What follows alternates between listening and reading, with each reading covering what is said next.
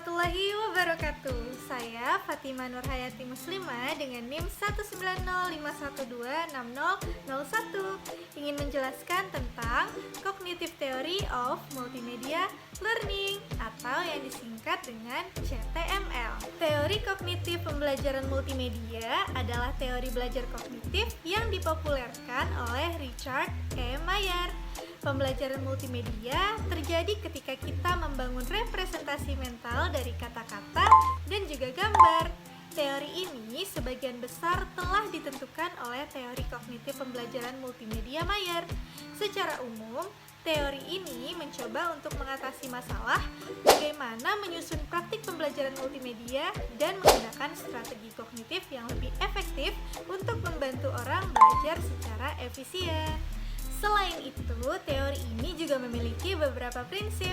Menurut Mayer, ada 12 prinsip desain multimedia pembelajaran yang dapat diterapkan. Yang pertama, prinsip multimedia. Orang belajar lebih baik dari gambar dan kata daripada hanya sekedar kata-kata saja. Karena dinamakan multimedia, berarti wajib mampu mengkombinasikan berbagai media seperti teks, gambar, grafik, audio, video, animasi, dan lain-lain menjadi satu kesatuan yang harmonis. Sebab kalau tidak, namanya bukan multimedia tapi single media. Yang kedua, prinsip kesinambungan spasial. Orang belajar lebih baik ketika kata dan gambar terkait disandingkan berdekatan dibandingkan apabila disandingkan berjauhan atau terpisah.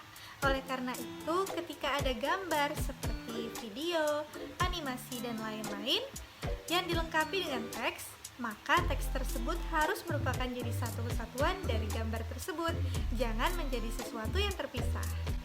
Yang ketiga, prinsip kesinambungan waktu. Orang belajar lebih baik ketika kata dan gambar terkait disajikan secara simultan dibandingkan apabila disajikan bergantian atau setelahnya.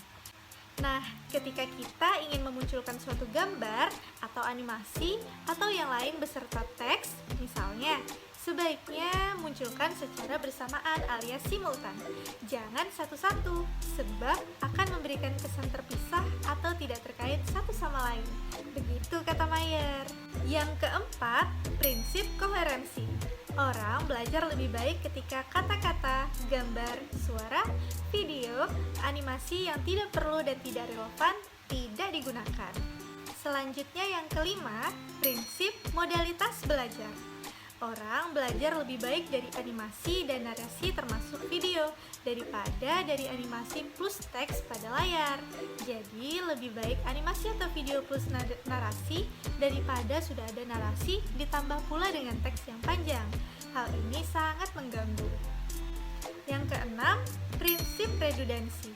Orang belajar lebih baik dari animasi dan narasi termasuk video daripada dari animasi, narasi plus teks pada layar.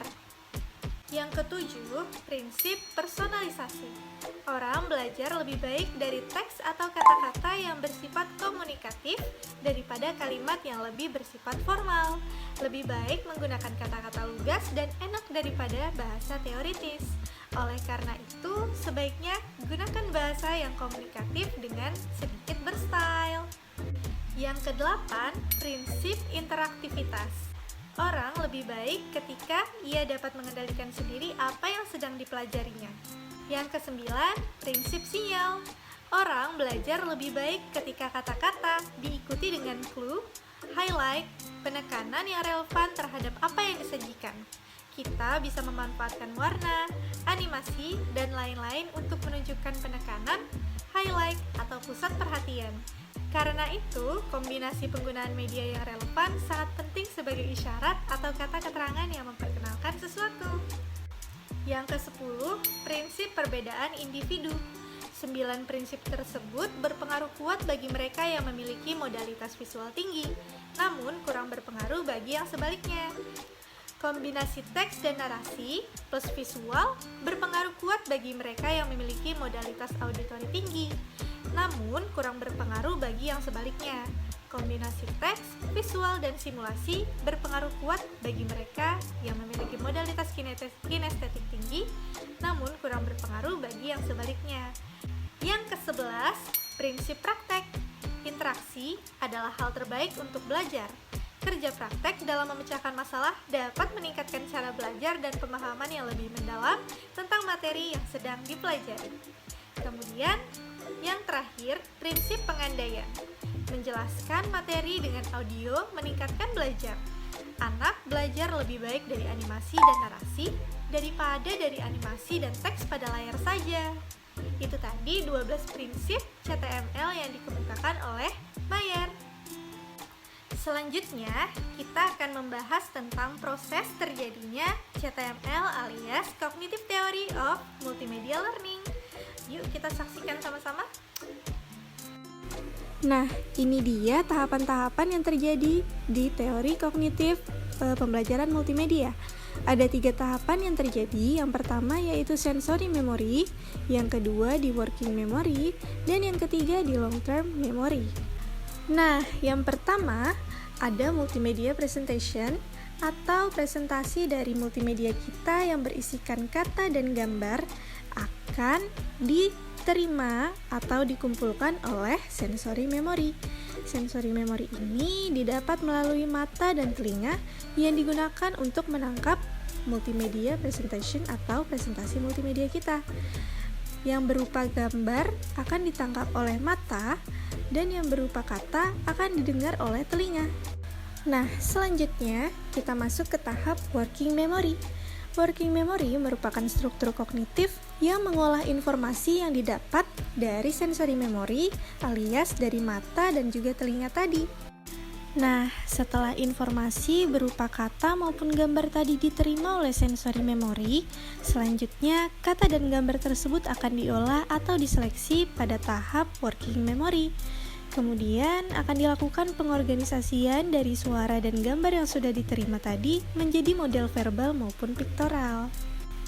Setelah kata dan juga gambar maupun suara tadi diolah dan dilakukan pengorganisasian, maka selanjutnya kedua indikator tersebut yaitu suara maupun gambar akan dilakukan penggabungan atau sinkronisasi. Nah, lanjutlah kita kepada tahap yang ketiga yaitu tahap long term memory. Long term memory digunakan untuk menyimpan pengetahuan-pengetahuan yang didapat melalui proses terintegrasi yang sudah terjadi sebelumnya di sensory memory dan juga di working memory. Nah, long term memory ini juga dapat dikatakan sebagai penyimpanan jangka panjang. Dengan kata lain, informasi yang sudah diolah di working memory tadi, yang sudah digabungkan dan disinkronkan, akan disimpan di long term memory atau penyimpanan jangka panjang, yang menjadi pengetahuan awal pada anak.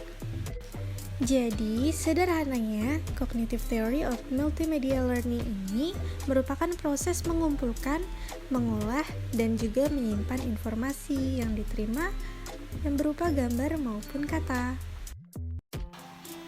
Nah, itu tadi adalah penjelasan tentang Cognitive Theory of Multimedia Learning.